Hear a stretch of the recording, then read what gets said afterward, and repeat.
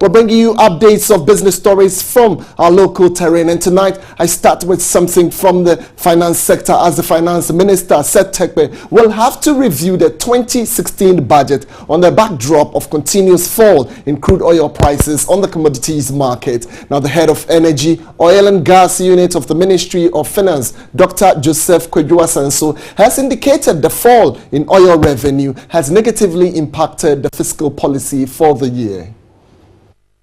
Government expenditure, which is hugely hinged on oil revenue, has suffered because of oil price volatility.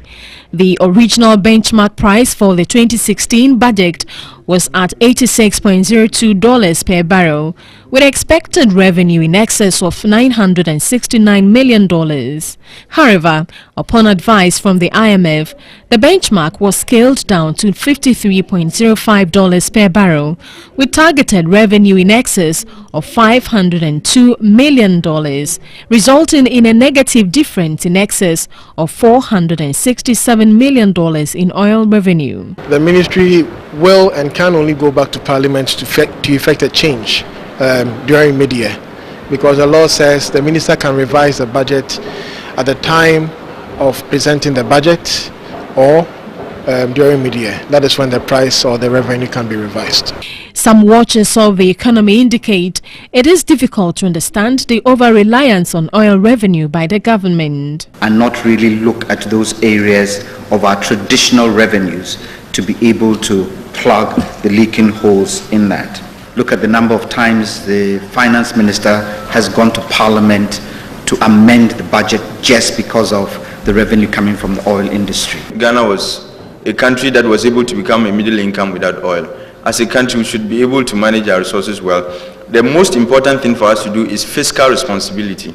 The Minister of Finance is likely to set a new oil price benchmark between $40 and $45 per barrel, though prices now average $34 per barrel. The other area would be from taxation, fees and charges. The more you focus on those areas beyond a certain limit, the more difficult it becomes for people to live on their own substantive wages. Cutting expenditure rather than increasing taxes for the purpose of alleviating the shortfall in crude oil prices and crude oil revenues. Some experts believe it will take a longer time than expected for oil prices to go up.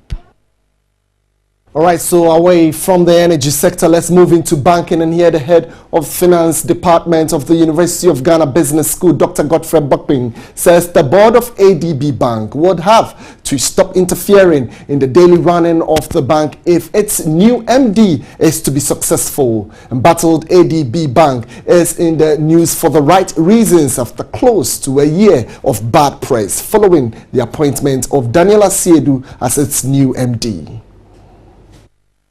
A press statement signed by the board chairman, Nana Soglo Alodi IV, confirmed the appointment of Daniel Asiedu, effective March 1, 2016.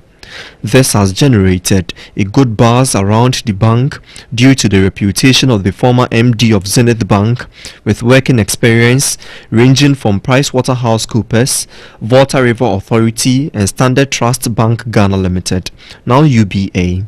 The board was a bit astute.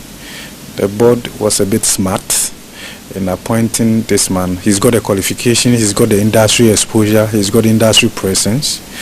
But I think at this stage it's too early to start jubilating because his success doesn't depend on him alone. ADB has issued its IPO after months of controversy between workers, members of parliament, management and board of the bank.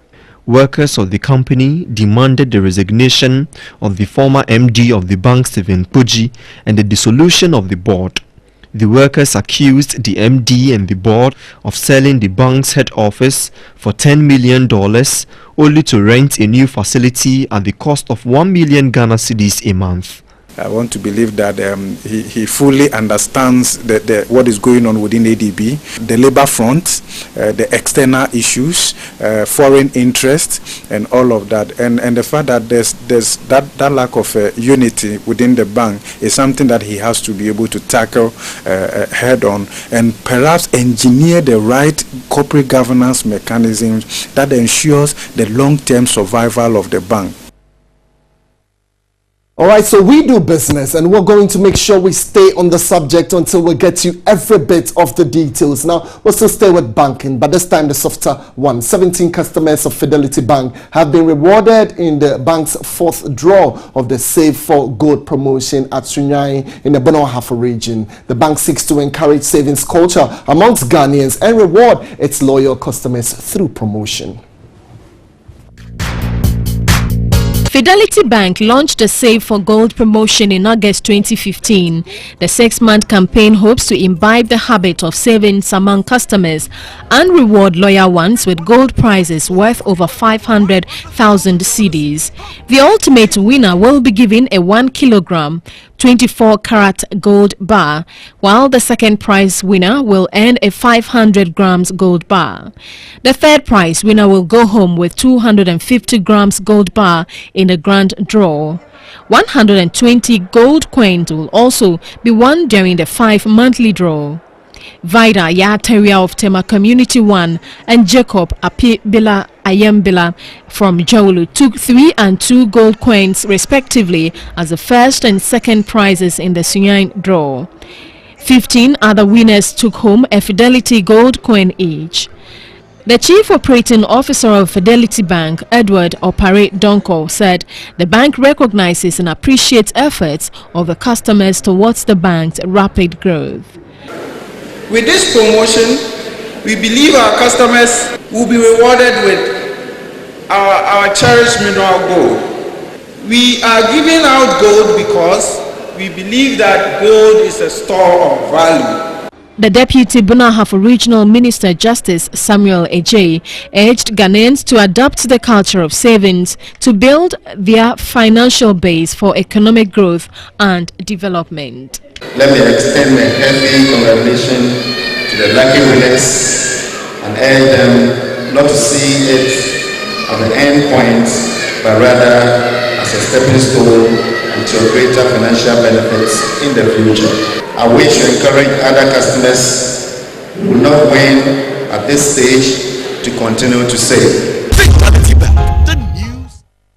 Okay, so just before we move away from business tonight, the season 2 of the MTN Heroes of Change has ended with Paulina Opey, the founder of Save Our Lives Orphanage, emerging the overall winner. Now, she walked home with 100,000 Ghana cedis from MTN Ghana as her project support fund.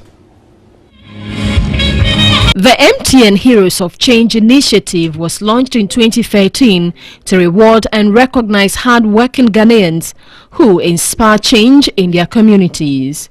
The award focuses on 3 areas: health, education, and economic empowerment. Prizes include 20,000 Ghana cedis each for the winners. According to the Chief Executive of MTN Ghana, Ebenezer Asante, the initiative hopes to encourage the spirit of giving back to the society. MTN has made a bold declaration to invest a minimum of 1% of its profit after tax to CSR and life-enhancing projects. The founder of the Faith Community Hospital in Nankpanduri in the northern region, Dr. Emmanuel Bidzakin, whose hospital has catered for over 9,000 patients, won the health category of this year's Heroes of Change. Reverend Joseph Apia came tops in the education category for his dedication to the disabled children in Apam in the central region. A social entrepreneur, Nayina Karim, who established a rehabilitation center for malnourished children in Karaga in the northern region, won the economic empowerment category. The owner of the Save Our Lives Orphanage, Paulina, emerged the overall winner for supporting orphans with formal education and health care.